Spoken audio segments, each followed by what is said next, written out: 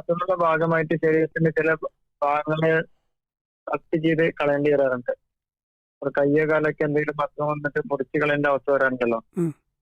അങ്ങനത്തെ ഇതില് ആ ഒരു മുറിച്ച ഭാഗം എങ്ങനെയാണ് സംസ്കരിക്കേണ്ടത്, മറവ് ചെയ്യേണ്ടതെന്നാണ് ചോദിച്ചത്. അത് പൊതുവെ എല്ലാ ആളുകളും അറിയേണ്ട, ഇന്ന് കാലത്ത് എല്ലാ ആളുകളും അറിയേണ്ട ഒരു വിഷയമാണ്.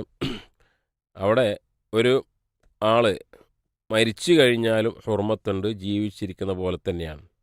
ഇവിടെ ആ വ്യക്തി മരിച്ചിരിക്കാമല്ലോ, ഒന്നെങ്കിൽ ഷുഗർ വന്ന് അദ്ദേഹത്തിൻ്റെ കയ്യോ കാലോ ഒക്കെ മുറിച്ചിട്ടുണ്ടാവും, അല്ലെങ്കിൽ ഓപ്പറേഷൻ ചെയ്ത് ഏതെങ്കിലും അവയവം മുറിച്ച് കളഞ്ഞിട്ടുണ്ടാവും.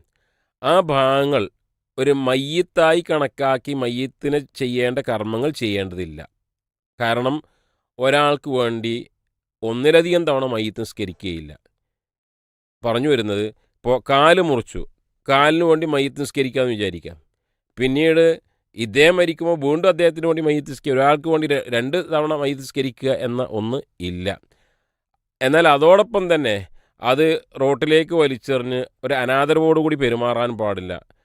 വന്യജീവികളോ നായയോ പട്ടിയോ ഒക്കെ എടുത്തു കൊണ്ടുപോകുന്നൊരവസ്ഥ ഉണ്ടാകാൻ പാടില്ല. മാന്യമായ രൂപത്തിൽ അത് കുഴിച്ചിടുക. അത് പള്ളിത്തൊടുവിൽ തന്നെ വേണമെന്നില്ല, മാന്യമായ രൂപത്തിൽ അത് കുഴിച്ചിടുകയാണ് ചെയ്യേണ്ടത്.